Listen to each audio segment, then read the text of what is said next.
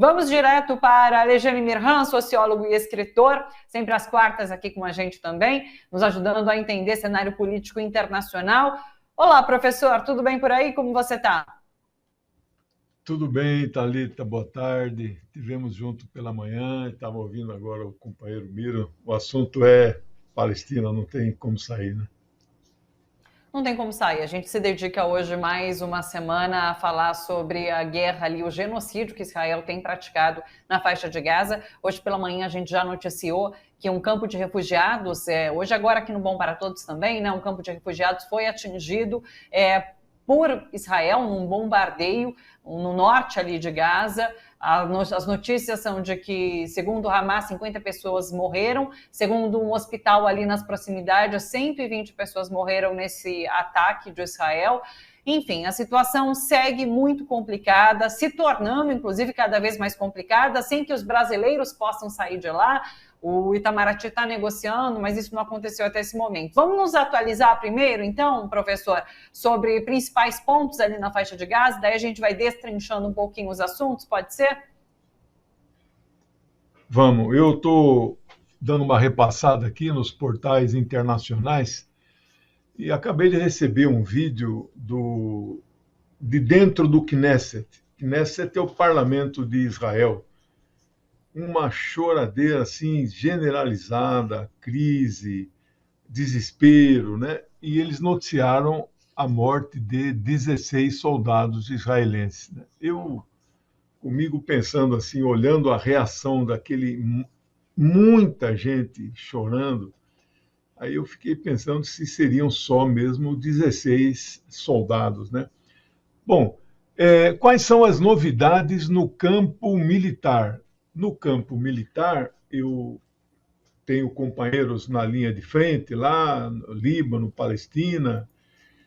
Israel entrou em Gaza, então o território de Gaza, mas a parte norte tem uma parte descampada, né? Terreno não é habitada muito.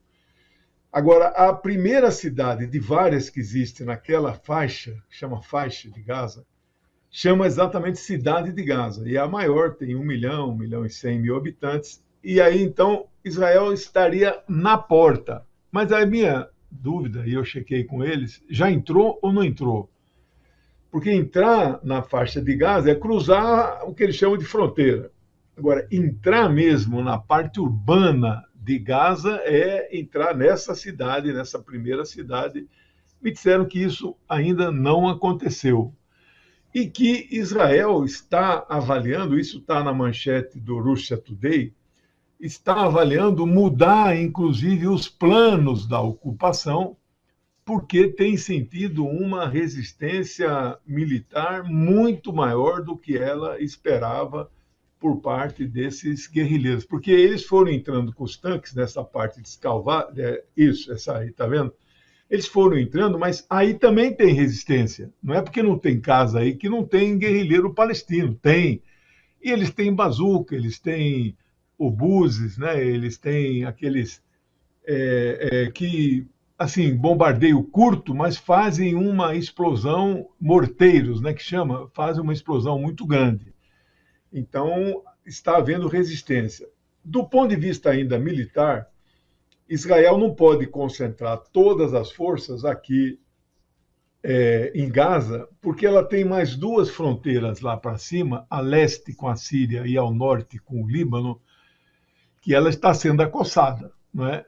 Nós vimos hoje de manhã uma matéria que o Hezbollah diz que entre mortos e feridos, 120 soldados israelenses. Ele não diz quantos mortos nem quantos feridos, mas 120 estão nesse bolo, talvez 12 mortos, o restante feridos. Então está tendo escaramuça na fronteira de cima, mas oficialmente o Hezbollah, que é uma força militar maior do que o próprio exército libanês, oficialmente o Hezbollah não entrou na guerra ainda. Seus militantes é muito provável que farão isso de hoje até sexta-feira. Por que eu estou dando a marca de sexta-feira? Bom, sexta-feira é um dia muito importante para os muçulmanos do mundo. Apesar de sábado, dia 4, é o Dia Mundial de Manifestações de Solidariedade aos Palestinos, São Paulo, Rio, o mundo inteiro vão ter grandes manifestações. A sexta para os 2 bilhões de muçulmanos praticantes em 47 países, esta sexta também terão grandes manifestações a partir da oração de meio-dia nas mesquitas. Muito provavelmente eles vão fazer a oração e vão sair dali em passeata onde existe alguma mesquita no mundo, e são milhares e milhares de cidades que têm mesquitas. Então, nós vamos presenciar sexta e sábado imensas demonstrações de massa em solidariedade aos palestinos. Mas o que mais vai acontecer na sexta-feira?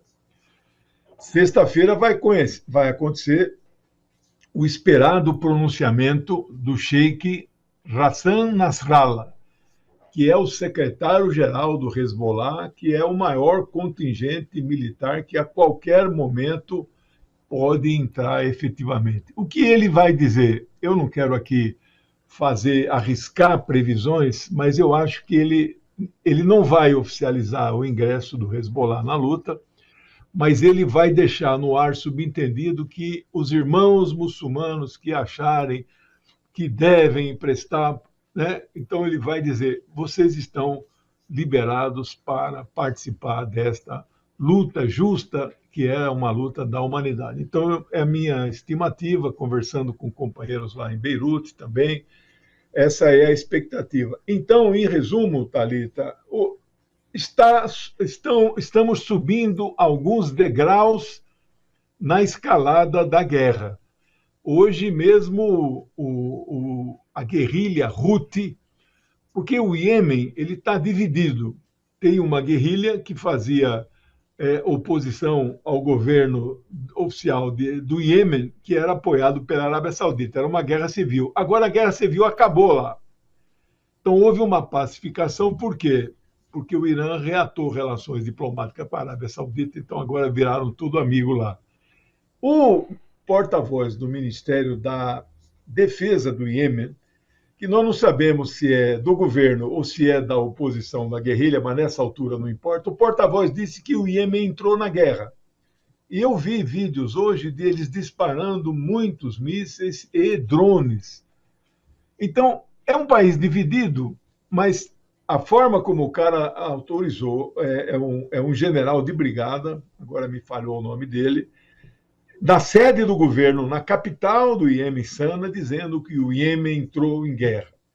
Então, pode até ser que seja uma parte do Iêmen, mas, digamos assim, eu vi os vídeos hoje dos primeiros mísseis sendo disparados, frases em árabes, no fundo, sendo gritadas assim de emoção, de apoio à causa palestina, né? Especialmente o slogan principal deles, que é Allahu Akbar, né? Deus é grande, mas eles estão muito longe lá de Israel, da Palestina, né? 2.000 quilômetros, mas eles estão lançando. Com essa atitude do Iêmen, pode ser que outros países árabes, se não entrarem diretamente, vão também subir alguns degraus, né? na retórica, na radicalização do processo. Então, eu estou sentindo ali uma radicalização geral, incontornável, não tem como mais parar, ninguém para Israel e também ninguém vai parar a solidariedade do povo palestino. Então, infelizmente, eu queria dar uma outra notícia, que seria a paz, mas eu não vejo nenhuma possibilidade de paz nesse momento. Nenhuma possibilidade de paz, inclusive via diplomática, porque a ONU não consegue avançar, então, nessa discussão. Ontem o Brasil deixou a direção, né, a presidência do Conselho de Segurança da ONU, a China passa a assumir a partir de hoje, mas não há expectativa, então, de um desenvolvimento de negociação de paz por esse órgão. Hoje retomou o debate em âmbito da Assembleia Geral. Lembremos que sexta-feira a Assembleia Geral, eu estou aqui com os números, votou uma resolução, aí é moção, porque a Assembleia Geral não é deliberativa, uma moção pelo cessar-fogo, só 13 países votaram contra, 7%. Portanto, 93% ou ficaram neutros, se abstiveram, ou votaram a favor do cessar-fogo. Este número vai aumentar hoje. Vai aumentar, eles vão votar novamente. Não sei se serão ainda 13 que vão votar pela continuidade da guerra, Estados Unidos, Israel, Canadá, algumas ilhas que você nunca ouviu falar o nome delas, lá do Pacífico, né? Tuvalu, Nauru, Ilhas Marshall, são ilhas que têm às vezes 10 mil habitantes, né? Mas elas têm direito a voto. Então a Assembleia Geral deve votar de hoje para amanhã uma nova resolução. A moção que o Brasil estava construindo, que seria votado ontem, não foi, no último dia da nossa presidência, que seria a quinta moção, esta moção é um rascunho, ela está em tramitação no Conselho. Nós não estamos na presidência, mas está protocolado lá o documento, que pode sofrer alguma emenda e agora está na mão, então, do representante da China na presidência do Conselho. Eu espero que a China tenha, e com certeza terá, um poder, um cacife muito maior que o Brasil, a segunda economia do mundo, o maior país em termos de habitante. Então, eu acho que a China pode ter mais sucesso, mas está em tramitação. É preciso dizer que as 4 resoluções votadas foram aprovadas, mas foram vetadas. As pessoas, às vezes, não entendem muito como funciona a democracia do Conselho. Se você tiver 14 votos a favor de uma moção e não é que esse vota contra, se esse que tem poder de veto votar contra, ele não está votando contra, ele está derrubando a resolução. Então, as 4 que foram votadas foram aprovadas. A mais fraquinha, que foi a primeira, que é a da Rússia, teve 6 votos favoráveis, 0 votos contra, 6 abstenções e 3 vetos. Professor, mas os 3 vetos não é voto contra? Pode, mas o conceito é quem tem poder de veto não vota contra, ele derruba. Não é? Então, aquela primeira, Inglaterra, França e Estados Unidos, os 3 vetaram ao mesmo tempo. Então, a rigor, tecnicamente falando, foi 6-0. Mas depois foi mudando, até ficar sozinho os Estados Unidos. Na nossa moção, a melhor de todas, a que chegou mais perto de ser aprovada, 12 a favor, 2 abstenções e não é um voto contra, uma derrubada. Vamos ver aí se de hoje em diante, né, não tem prazo para votar a resolução do cessar-fogo, né? Lembremos que a guerra do Yom Kippur em 1973, em 20 dias eles chegaram a um consenso e não houve veto e foi aprovado o cessar-fogo e os 2 lados acataram. Desta vez, nós estamos hoje no 25º dia, né, da guerra e não chega a um consenso. E Israel já anunciou, pode chegar ao consenso que vocês quiserem, eu não vou cumprir essa resolução. Então, além de o consenso estar difícil, Israel já anunciou que não vai cumprir a decisão. Para finalizar esse capítulo sobre a guerra, tem a questão dos Estados Unidos, como os Estados Unidos, então, tem se colocado ao lado de Israel, apoiado essa guerra, esse genocídio, e a União Europeia, alguns países ali, como a Alemanha, declaram apoio a Israel, a França, a gente comentou sobre a visita de Macron, tanto a Cisjordânia quanto a Israel. Então, alguns países ali se posicionam, outros não. Há uma omissão completa por parte da União Europeia também, né? Então, vamos comentar um pouquinho esses outros atores dessa guerra. Vamos sim. Essa imagem que nós vimos aí, o menininho segurando um Alcorão, olhando a devastação que fizeram ali na redondeza, onde estava a sua casinha, que já não existe mais, provavelmente o pai e a mãe deles foram mortos. É uma tragédia, olha aí as imagens, né? A quantidade de bombas lançadas, somado às toneladas de dinamite equivalente, já são 2 bombas de Hiroshima na mesma localidade. Lembrando que Hiroshima foi uma, Nagasaki outra. E lembrando que Hiroshima era uma cidade, e até hoje ela foi reconstruída, é uma cidade muito maior do que a região de Gaza. Então, olha aí a imagem do menininho com o livro sagrado na mão e deve estar chorando. Bom, A União Europeia não tem uma dissidência. A Comissão Europeia, a Ursula von der Leyen, os seus equivalentes aos ministros, todos eles são a favor de Israel. Hoje eles soltaram uma nova nota, é uma novidade. A nota, claro, começa dizendo: não tem dúvida que Israel tem mesmo todo o direito de se defender. Como que diz, pode continuar massacrando, que nós te apoiamos. Porém, então, este é o primeiro porém que sai na União Europeia. Nós estamos muito preocupados com a situação daquele povo, a crise humanitária, etc, etc. O Blinken está lá também, nesse momento, em Israel, disse exatamente a mesma coisa. Israel tem o direito, etc, mas nós estamos preocupados com a questão humanitária e temos que pensar em pausas humanitárias, não é cessar fogo. O que são pausas humanitárias? Olha, para de bombardear um pouquinho para nós, então, deixarmos entrar os caminhões de alimento, remédio, etc, etc. Depois volta a bombardear, viu? À vontade. Então, é uma hipocrisia, eu não sei se o termo hipocrisia consegue expressar exatamente o que significa isso que eles estão fazendo, não é? Mas uma hipocrisia impressionante e é uma política de dubiedade, ambiguidade política e diplomática. Né? Se, por um lado, está começando a ficar chocado, a opinião pública está começando a influenciar estes governos insensíveis, até os insensíveis um dia podem se sensibilizar, não é? Por outro lado, eles não abrem mão de continuar, vão morrer abraçados com o Estado sionista de Israel. Eles dão carta branca para matar, que é isso que o Biden está fazendo lá, que o Biden já foi, agora o Blinken vai e diz, não, licença para matar, pode continuar, mas olha, devagar, hein? Dá umas paradinhas de vez em quando, etc, etc. Mas eu não acho que Israel esteja com toda essa força que a imprensa vem dizendo que está. Eu peguei essa informação, que eu vou falar agora.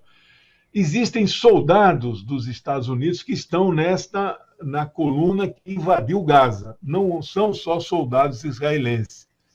E aí o número disso é controverso, mas eu já li que tem até 4.000 soldados dos Estados Unidos, que são aqueles fuzileiros navais que desembarcaram lá dos porta-aviões, já estão nesta invasão terrestre.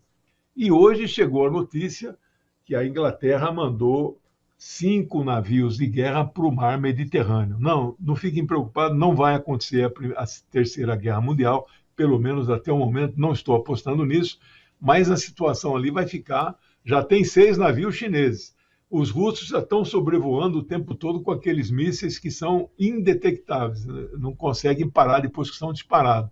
E agora a Inglaterra manda, né, já estão lá os porta-aviões dos Estados Unidos, então eu imagino que o mar Mediterrâneo, nesse momento, é um clima muito grande, uma praça de guerra. Ali, se estourar um paviozinho ali, ninguém segura lá os tiroteios. Então, a situação está muito tensa no Oriente Médio. É isso, você segue, inclusive, acompanhando as atualizações sobre essa guerra no Geopolítico em Foco, toda manhã, às 10h30, a gente dá um breve resumo das atualizações com análise do professor Legene. Antes de finalizar, vamos falar só rapidamente sobre a Assembleia Geral da ONU. Está debatendo neste momento não só a guerra ali em Israel, na faixa de Gaza, mas o fim do embargo a Cuba. Assunto importante. Muito importante, vai ser a 32ª Assembleia Geral que aprova o fim do embargo, e o número a favor do fim é muito maior que os 120 que votaram pelo cessar-fogo. Essas moções costumam dar 140, 150 votos a favor. E o número de contrários, que no caso do cessar-fogo é só 13, no caso de Cuba, 6. Israel sempre com os Estados Unidos e mais 4 ilhas do Pacífico. Então, eu arrisco dizer, sem nenhum medo de errar, mais uma vez a Assembleia Geral das Nações Unidas, reunidas neste momento, vão aprovar o fim do embargo dos Estados Unidos a Cuba. Porém, os Estados Unidos, tal qual Israel, só cumprem as resoluções que lhes interessam. E eles, então, aí não pode vetar, né? Porque ela não é deliberativa, mas é politicamente, moralmente, ela é muito importante, essa resolução. Os Estados Unidos, então, vão fazer um desdém e vão dizer: nós não vamos cumprir. Mais uma vez, é um desastre a política externa desse que se diz democrata, Joe Biden. Ele não conseguiu continuar a relação com Cuba no patamar que o seu antecessor, o presidente Obama, deixou, que ele foi vice. Obama visitou Havana, Obama reabriu a embaixada, Obama autorizou voos, Obama autorizou remessa de dinheiro, ele voltou. Aí o Trump veio, acabou com tudo isso. A esperança é que, quando ele tomou posse, ele voltasse, no mínimo, ao que o Obama deixou. Nada. Não retomou absolutamente nada. E Cuba, a pequenina Cuba, continua sendo o país que vive sob um embargo econômico há 61 anos. É isso.